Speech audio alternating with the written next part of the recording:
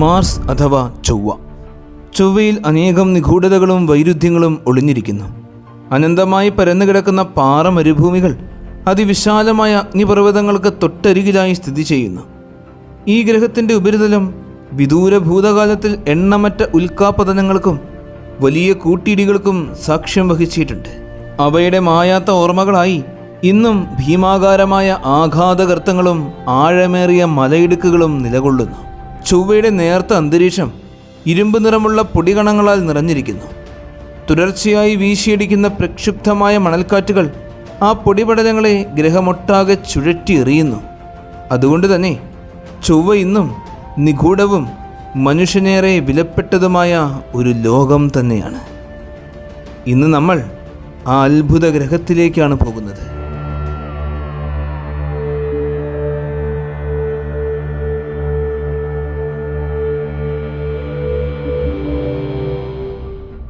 സൂര്യനിൽ നിന്ന് ഭൂമിയേക്കാൾ ഏകദേശം 1.5 മടങ്ങ് ദൂരത്തിലാണ് ചൊവ്വ സ്ഥിതി ചെയ്യുന്നത്. ഭൂമിയുമായി താരതമ്യപ്പെടുത്തുമ്പോൾ അതിൻ്റെ ആരം ഏകദേശം പകുതിയോളം മാത്രമാണ്. മാസ് ഭൂമിയുടെ മാസിൻ്റെ വെറും 10.7% മാത്രമേ ഉള്ളൂ. അതുകൊണ്ട് തന്നെ ചൊവ്വയിലെ ഗുരുത്വാകർഷണ ബലം ഭൂമിയേക്കാൾ ഏകദേശം 1/3. ധ്രുവപ്രദേശങ്ങളിൽ താപനില -153°C വരെ താഴുമ്പോൾ ഭൂമധ്യരേഖയ്ക്ക് സമീപത്ത് അത് 35°C വരെ ഉയരാനും കഴിയും. ചൊവ്വയുടെ ആകെ ഉപരിതല വിസ്തീർണം എന്നത് ഭൂമിയിലെ എല്ലാ ഭൂഖണ്ഡങ്ങളുടെയും ആകെ വിസ്തീർണത്തിൻ്റെ ഏകദേശം തുല്യമാണ്. അതിൻ്റെ ഭൂപ്രകൃതി അതീവ വൈവിധ്യമാർന്നതാണ്. അനവധി ഭൂമിശാസ്ത്രപരമായ സവിശേഷതകൾ ഈ ഗ്രഹത്തെ സൗരയൂഥത്തിലെ ഏറ്റവും കൗതുകകരമായ ലോകങ്ങളിൽ ഒന്നാക്കി മാറ്റുന്നു. നിലവിൽ ചൊവ്വയെ ചുറ്റി ഭ്രമണം ചെയ്യുന്ന 8 ഓട്ടോമാറ്റിക് ബഹിരാകാശ പേടകങ്ങൾ അതിൻ്റെ ഉപരിതലം അതീവ സൂക്ഷ്മമായി നിരീക്ഷിച്ചു കൊണ്ടിരിക്കുകയാണ്. അവ ശേഖരിച്ച വിവരങ്ങൾ ഗ്രഹത്തിൻ്റെ പടിഞ്ഞാറൻ അർദ്ധഗോളത്തിൽ അസാധാരണമായി ഉയർന്നു വന്ന ഒരു പ്രദേശമുണ്ട് എന്ന് വെളിപ്പെടുത്തുന്നു. അവിടെയാണ് സൗരയൂഥത്തിലെ ഏറ്റവും വലിയ അഗ്നിപർവ്വതമായ ഒളമ്പസ് മോൺസ് സ്ഥിതി ചെയ്യുന്നത്. ചുവന്ന ഗ്രഹത്തിലേക്കുള്ള നമ്മുടെ പര്യടനം ആരംഭിക്കുന്നത് ഈ ഭീമൻ അഗ്നിപർവ്വതത്തിൽ നിന്നാണ്. ഒളമ്പസ് മോൺസ് അതിനെ ചുറ്റിപ്പറ്റിയുള്ള സമതലത്തിൽ നിന്നും ഏകദേശം 26 കിലോമീറ്റർ ഉയരത്തിൽ തല ഉയർത്തിപ്പിടിച്ച് സ്ഥിതി ചെയ്യുന്നു. അത് ഭൂമിയിലെ ഏറ്റവും ഉയരമുള്ള കൊടുമുടിയായ എവറസ്റ്റിനേക്കാൾ ഏകദേശം 2.5 മടങ്ങ് ഉയരമുള്ളതാണ്. ഇന്നത്തെ ശാസ്ത്രീയ പഠനങ്ങൾ പ്രകാരം ഖരലാവയുടെ നിരവധി പാളികൾ തുടർച്ചയായി അടിഞ്ഞുകൂടിയാണ് ഈ ഭീമൻ ഷീൽഡ് അഗ്നിപർവ്വതം രൂപം കൊണ്ടത്. ചൊവ്വയുടെ ആന്തരിക ഘടന ഭൂമിയിൽ നിന്നും വ്യത്യസ്തമാണ്. ഉപരിതലത്തിനടിയിൽ ടെക്ടോണിക് പ്ലേറ്റുകൾ ഇല്ലാത്തതിനാൽ മാഗ്മ ഉയർന്നു വരുന്ന കേന്ദ്രം കോടിക്കണക്കിന് വർഷങ്ങളോളം ഒരേ സ്ഥാനത്ത് തന്നെ നിലനിന്നു. അതിൻ്റെ ഫലമായി ഓരോ സ്ഫോടനത്തിലും പുറത്തുവരുന്ന ലാവ പരന്നുകിടക്കുന്ന വിശാലമായ പ്രദേശങ്ങളെ മൂടുകയും പിന്നീടവ ദൃഢമായ പാറകളായി മാറുകയും ചെയ്തു. ഒളമ്പസ് മോൺസിൻ്റെ ശരാശരി വ്യാസം ഏകദേശം 600 കിലോമീറ്ററാണ്. ഇതിൻ്റെ വിസ്തീർണം 3 ലക്ഷം ചതുരശ്ര കിലോമീറ്ററിലും അധികം വരും. ഈ വിസ്തീർണം പോളണ്ട് അല്ലെങ്കിൽ ഇറ്റലി പോലുള്ള ഒരു ശരാശരി യൂറോപ്യൻ രാജ്യത്തിൻ്റെ വിസ്തീർണത്തോട് താരതമ്യം ചെയ്യാവുന്നതാണ്. അഗ്നിപർവ്വതത്തിൻ്റെ മധ്യഭാഗത്ത് പരസ്പരം ബന്ധിപ്പിക്കപ്പെട്ട 6 ഭീമൻ കാൽഡെറകളുണ്ട്. അഗ്നിപർവ്വതം തകർന്നും താഴ്ന്നും രൂപപ്പെട്ട ഈ ഗർത്തങ്ങളുടെ വ്യാസം ഏകദേശം 85 കിലോമീറ്ററോളമാണ്. അവയുടെ ആഴം 3 കിലോമീറ്റർ വരെ എത്തും. ഒളമ്പസ് മോൺസ് അത്രയേറെ ഉയരമുള്ളതിനാൽ അതിൻ്റെ കൊടുമുടിയുടെ അന്തരീക്ഷമർദ്ദം അടിത്തട്ടിനേക്കാൾ ഏകദേശം 50 മടങ്ങ് കുറവാണ്. അതിനുള്ള പ്രധാന കാരണം ചൊവ്വയുടെ അന്തരീക്ഷം ഭൂമിയേതിനേക്കാൾ ഏകദേശം 160 മടങ്ങ് നേർത്തതായിരിക്കുന്നു എന്നതാണ്. അതിനാൽ അഗ്നിപർവ്വതത്തിൻ്റെ കൊടുമുടിയിലെ അവസ്ഥ ഏതാണ്ട് ബഹിരാകാശ ശൂന്യതയോട് സാമ്യമുള്ളതാണ്. ഇത്തരം സാഹചര്യങ്ങളിൽ ഒരു ബഹിരാകാശ വാഹനം അവിടെ ഇറക്കുക അതീവ ദുഷ്കരമാണ്. അന്തരീക്ഷ സാന്ദ്രത വളരെ കുറവായതിനാൽ പാരാച്യൂട്ടുകൾക്ക് ഇറങ്ങി വരാവുന്ന ക്യാപ്സ്യൂളിൻ്റെ വേഗത കാര്യമായി കുറയ്ക്കുവാൻ സാധിക്കില്ല. ഇതേസമയം ഒളമ്പസ് മോൺസിൻ്റെ ശരാശരി ചരിവ് വെറും 5% മാത്രമാണ്. അതിനാൽ ഒരു മാർസ് റോവറിന് അതിൻ്റെ മുകളിലേക്ക് കയറുക സാങ്കേതികമായി സാധ്യമായേക്കാം. എന്നാൽ അഗ്നിപർവ്വതത്തിൻ്റെ അരികുകൾ 7 കിലോമീറ്റർ വരെ ഉയരമുള്ള കുത്തനെയുള്ള പാറ മതിലുകളിൽ അവസാനിക്കുന്നു. ഇത്തരമൊരു ഭീമാകാരമായ ചരിവ് എങ്ങനെ രൂപപ്പെട്ടു എന്നത് ഇന്നും ശാസ്ത്രലോകത്തിന് പൂർണ്ണമായി വ്യക്തതയില്ല. ചില ശാസ്ത്രജ്ഞർ വിശ്വസിക്കുന്നത് ഒരു കാലത്ത് ചൊവ്വയിൽ നിലനിന്നിരുന്ന ഒരു പുരാതന സമുദ്രമാണ് ഇതിന് കാരണമായത് എന്നാണ്. മറ്റു ചിലരുടെ അഭിപ്രായത്തിൽ ദീർഘകാലം വീശിയടിച്ച അതിശക്തമായ മണൽക്കാറ്റുകളാണ് ഈ ഭൂപ്രകൃതി രൂപപ്പെടുത്തിയത്. ഒളമ്പസ് മോൺസിൽ നിന്നും താഴേക്കിറങ്ങി അതിൻ്റെ ചുറ്റുപാടുകൾക്ക് മുകളിലൂടെ സഞ്ചരിക്കുമ്പോൾ അഗ്നിപർവ്വതത്തിൻ്റെ അരികിൽ നിന്നും ഏകദേശം 1000 കിലോമീറ്ററുകൾ വരെ നീളത്തിൽ വ്യാപിച്ചു കിടക്കുന്ന നിരവധി മലനിരകളും ഒറ്റപ്പെട്ട പർവ്വതങ്ങളും നമുക്ക് കാണുവാൻ കഴിയും.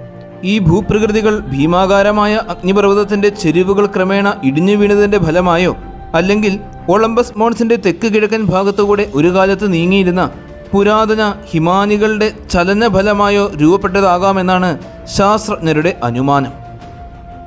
ഒളമ്പസ് മോൺസിൻ്റെ തെക്ക് കിഴക്കായി വ്യാപിച്ചു കിടക്കുന്ന അതിവിശാലമായ താർസിസ് പ്രദേശം ഇപ്പോൾ നമ്മുടെ മുന്നിൽ പ്രത്യക്ഷപ്പെടുകയാണ്. കട്ടികൂടി ദൃഢമായ ലാവാപ്പാളികളാൽ രൂപം കൊണ്ട ഈ അഗ്നിപർവ്വത പീഠഭൂമി ചൊവ്വയുടെ ഉപരിതലത്തിൻ്റെ ഏകദേശം 1/4 ഭാഗവും ഉൾക്കൊള്ളുന്നു. ഇതിൻ്റെ വിസ്തീർണം 30 ദശലക്ഷം ചതുരശ്ര കിലോമീറ്ററോളമാണ്. രസകരമായ മറ്റൊരു വസ്തുത, ഈ ഉയർന്ന പ്രദേശം ചുറ്റിലുമുള്ള സമതലങ്ങളെക്കാൾ ഏകദേശം 10 കിലോമീറ്റർ ഉയരത്തിലാണ് സ്ഥിതി ചെയ്യുന്നത്. ഇതിൻ്റെ പ്രായം 3.7 ബില്യൺ വർഷം വരെ ആകാമെന്നാണ് ശാസ്ത്രജ്ഞരുടെ നിഗമനം. താർസിസ് മേഖലയിൽ നിരവധി ഭീമാകാരമായ അഗ്നിപർവ്വതങ്ങളുണ്ട്. അവയിൽ ചിലത് ഒളമ്പസ് മോൺസിനേക്കാൾ അല്പം ചെറുതാണെങ്കിലും ഭൂമിയിലെ ഏത് അഗ്നിപർവ്വതത്തെയും അപേക്ഷിച്ച് അവ അതിശയകരമായ വലിപ്പമുള്ളവയാണ്.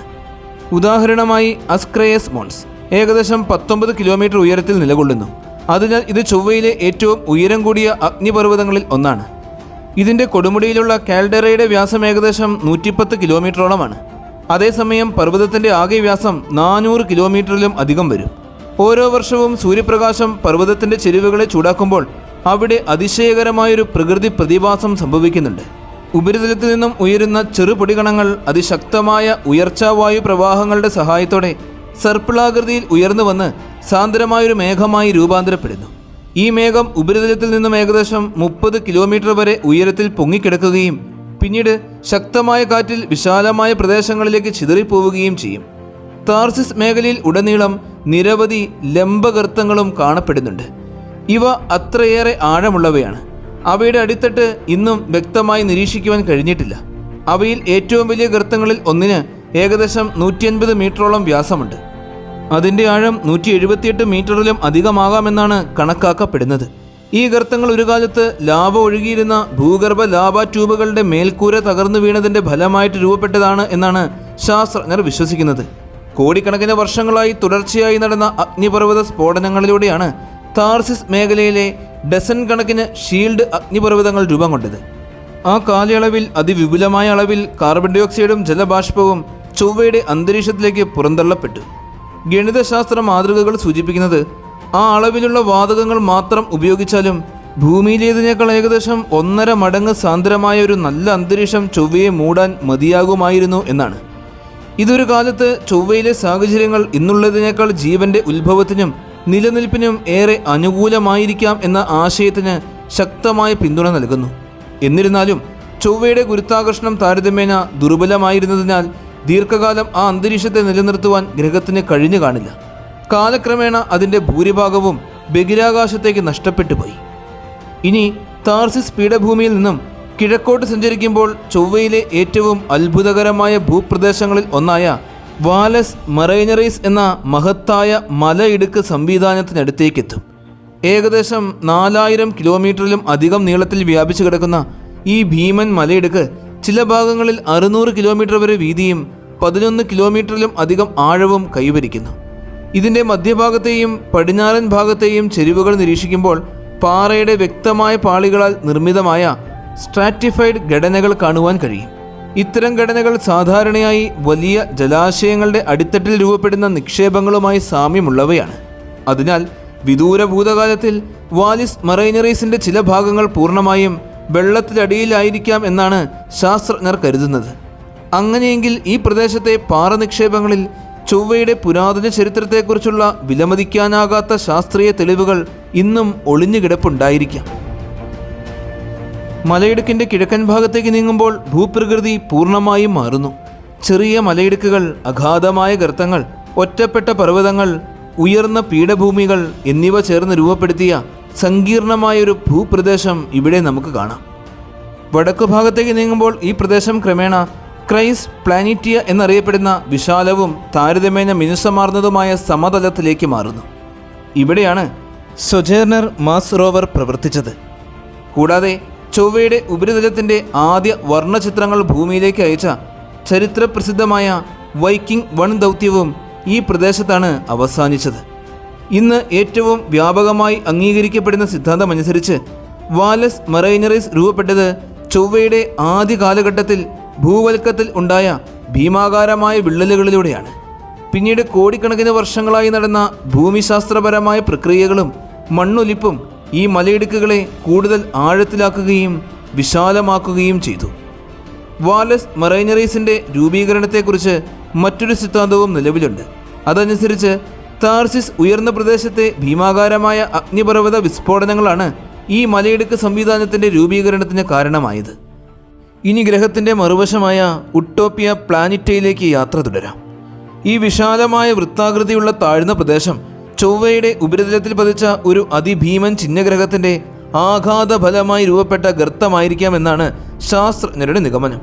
ഏകദേശം 3300 കിലോമീറ്റർ വ്യാസമുള്ള ഇത് സൗരയൂഥത്തിലെ ഏറ്റവും വലിയ ആഘാതഗർത്തങ്ങളിൽ ഒന്ന് തന്നെയാണ്. ഉട്ടോപ്പിയ പ്ലാനറ്റയുടെ ഉപരിതലം വളരെ പരന്നതും മിനുസമാർന്നതുമാണ്. അതുകൊണ്ട് തന്നെ നിരവധി ബഹിരാകാശ ദൗത്യങ്ങൾ ഈ പ്രദേശത്തെ പഠനത്തിനായി ലക്ഷ്യമിട്ടിരുന്നു. 1976 വൈക്കിംഗ് 2 ലാൻഡർ ഇവിടെ സുരക്ഷിതമായി ഇറങ്ങി. പിന്നീട് അത് ഈ പ്രദേശത്തിൻ്റെ പനോരമിക് ചിത്രങ്ങൾ ഭൂമിയിലേക്ക് അയച്ചു തന്നു. ചൊവ്വയുടെ ഉപരിതലത്തെക്കുറിച്ചുള്ള നമ്മുടെ അറിവ് ഗണ്യമായി വർദ്ധിക്കുകയും ചെയ്തു. 2021 മാർസ് റെക്കഗ്നൈസസ് ഓർബിറ്ററിലെ ഷഡാർട്ട് റഡാർ ഉട്ടോപ്പിയൻ പ്ലാനറ്റയുടെ ഉപരിതലത്തിനടിയിൽ പൊടിയുമായി കലർന്ന ജല ഐസിൻ്റെ സമ്പന്നമായ നിക്ഷേപങ്ങൾ കണ്ടെത്തി. അതേ വർഷം തന്നെ ചൈനയുടെ ജുറോങ് റോവർ ഉട്ടോപ്പിയ പ്ലാനറ്റയിൽ വിജയകരമായി ഇറങ്ങി. പിന്നീടത് 1 കിലോമീറ്ററിലധികം ദൂരം സഞ്ചരിക്കുകയും 100 കണക്കിന് ചിത്രങ്ങൾ ശാസ്ത്രീയ വിവരങ്ങളും ഭൂമിയിലേക്ക് കൈമാറുകയും ചെയ്തു. ജുറോങ്ങിന് ഉപരിതലത്തിനടിയിൽ ഐസ് പാളി വരെ കുഴിച്ചെടുക്കുവാൻ സാധിച്ചില്ല എങ്കിലും ഏകദേശം 3 മുതൽ 10 മീറ്റർ വരെ ആഴത്തിൽ ജല ഐസ് നിലനിൽക്കുന്നുണ്ട് എന്നതിന് ശക്തമായ തെളിവുകൾ ലഭിച്ചു. ഉട്ടോപ്പിയ പ്ലാനറ്റ ചൊവ്വയുടെ വടക്കൻ അർദ്ധഗോളത്തിൻ്റെ ഏകദേശം 40% ഭാഗവും ഉൾക്കൊള്ളുന്ന ഭീമൻ താഴ്ന്ന പ്രദേശമായ വാസ്റ്റിറ്റാറ്റ് ബോറിയാലിൻ്റെ അതിർത്തിയിലാണ് സ്ഥിതി ചെയ്യുന്നത്. ഇനി ഉട്ടോപ്പിയ പ്ലാനറ്റയുടെ മധ്യഭാഗത്തു നിന്ന് തെക്ക് പടിഞ്ഞാറോട്ട് സഞ്ചരിക്കുമ്പോൾ കഴിഞ്ഞ ഏതാനും വർഷങ്ങളായി ലോകമെമ്പാടുമുള്ള ശാസ്ത്രജ്ഞരുടെ ഏറ്റവും വലിയ ശ്രദ്ധയാകർഷിച്ച പ്രദേശങ്ങളിൽ ഒന്നായ ജസീറോ ഗർത്തം നമ്മുടെ മുന്നിൽ പ്രത്യക്ഷപ്പെടും. ദശലക്ഷക്കണക്കിന് വർഷങ്ങൾക്ക് മുമ്പ് ഇവിടെ വിശാലമായൊരു തടാകം നിലനിന്നിരുന്നതായിട്ടാണ് ശാസ്ത്രീയ തെളിവുകൾ സൂചിപ്പിക്കുന്നത്. എന്നാൽ പിന്നീട് അത് ക്രമേണ വറ്റിപ്പോയി. 2021 ഫെബ്രുവരി 18 നാസയുടെ പെർസീവറൻസ് റോവർ ഈ ഗർത്തത്തിൻ്റെ അടിത്തട്ടിൽ വിജയകരമായി ഇറങ്ങി. അതിനോടൊപ്പം ചരിത്രത്തിൽ ആദ്യമായി മറ്റൊരു ഗ്രഹത്തിൽ നിയന്ത്രിതമായി പറന്നുയരുന്ന ഇൻജിന്യൂവിറ്റി എന്ന ഹെലികോപ്റ്ററും എത്തി. ചൊവ്വയിൽ ജീവൻ്റെ പുരാതന തെളിവുകൾ കണ്ടെത്തുവാൻ ഏറ്റവും കൂടുതൽ സാധ്യതയുള്ള സ്ഥലങ്ങളിൽ ഒന്നായതിനാലാണ് ജസീറോ ഗർത്തം ഈ ദൗത്യത്തിനായി തിരഞ്ഞെടുത്തത്. ഏകദേശം 4 ബില്യൺ വർഷങ്ങൾക്ക് മുമ്പ് ഒരു ഭീമൻ ആകാശവസ്തു ചൊവ്വയിൽ പതിച്ചതിനെ തുടർന്നാണ് ഈ ആഘാതഗർത്തം രൂപപ്പെട്ടത് എന്നാണ് ശാസ്ത്രജ്ഞരുടെ കണക്ക്. ഇതിൻ്റെ വ്യാസം ഏകദേശം 49 കിലോമീറ്ററോളമാണ്. ഒരു കാലത്ത് ഈ ഗർത്തം വെള്ളം നിറഞ്ഞ തടാകമായിരുന്നുവെന്നും അതിലേക്ക് നദികൾ ഒഴുകിയെത്തിയിരുന്നുവെന്നും ഇന്ന് ലഭ്യമായ ഭൂമിശാസ്ത്രപരമായ തെളിവുകൾ വ്യക്തമായി നമുക്ക് പറഞ്ഞു തരുന്നു. ചൊവ്വയുടെ ചരിത്രത്തിൽ ഹെസ്പീരിയൻ കാലഘട്ടത്തിൻ്റെ തുടക്കത്തിലാണ് ഈ തടാകം നിലനിന്നിരുന്നത്. ഏകദേശം 3.5 ബില്യൺ വർഷങ്ങൾക്ക് മുമ്പ് ചൊവ്വയിലെ അന്തരീക്ഷമർദ്ദം ഇന്നത്തേതിനേക്കാൾ വളരെ കൂടുതലായിരുന്നുവെന്നും ഉപരിതലത്തിൽ ദ്രാവക രൂപത്തിലുള്ള വെള്ളം നിലനിൽക്കാൻ അനുയോജ്യമായ സാഹചര്യങ്ങൾ ഉണ്ടായിരുന്നുവെന്നും പഠനങ്ങൾ സൂചിപ്പിക്കുന്നു.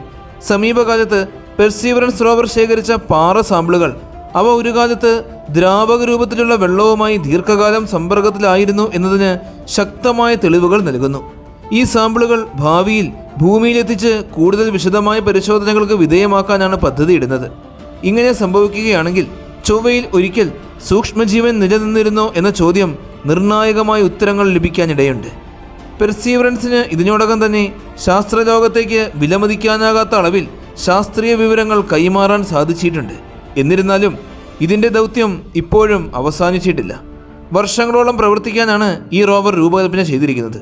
അതിനാൽ ഇനിയും 100 കണക്കിന് പാറ സാമ്പിളുകൾ ശേഖരിക്കപ്പെടുകയും അനേകം കിലോമീറ്ററുകൾ ചൊവ്വയുടെ ഉപരിതലത്തിലൂടെ സഞ്ചരിക്കുകയും ചെയ്യും. അതുകൊണ്ട് തന്നെ ചൊവ്വയുടെ വിശാലമായ ഭൂപ്രദേശത്തേക്കുള്ള നമ്മുടെ ഈ പര്യടനം ഇവിടെ അവസാനിക്കുന്നില്ല. ഇത്രയും കാലം നടത്തിയ വിപുലമായ ഗവേഷണങ്ങൾക്ക് ശേഷം ചുവന്ന ഗ്രഹം ഇന്നും എണ്ണമറ്റ നിഗൂഢതകൾ തൻ്റെ ഉള്ളിൽ സൂക്ഷിച്ചു വെക്കുകയാണ്. ഒരുപക്ഷെ അടുത്ത ഏതാനും വർഷങ്ങൾക്കുള്ളിൽ മനുഷ്യൻ ആദ്യമായി ചൊവ്വയുടെ ഉപരിതലത്തിൽ കാലുകുത്തുന്ന ചരിത്ര നിമിഷത്തിന് നമ്മൾ സാക്ഷികളായേക്കാം.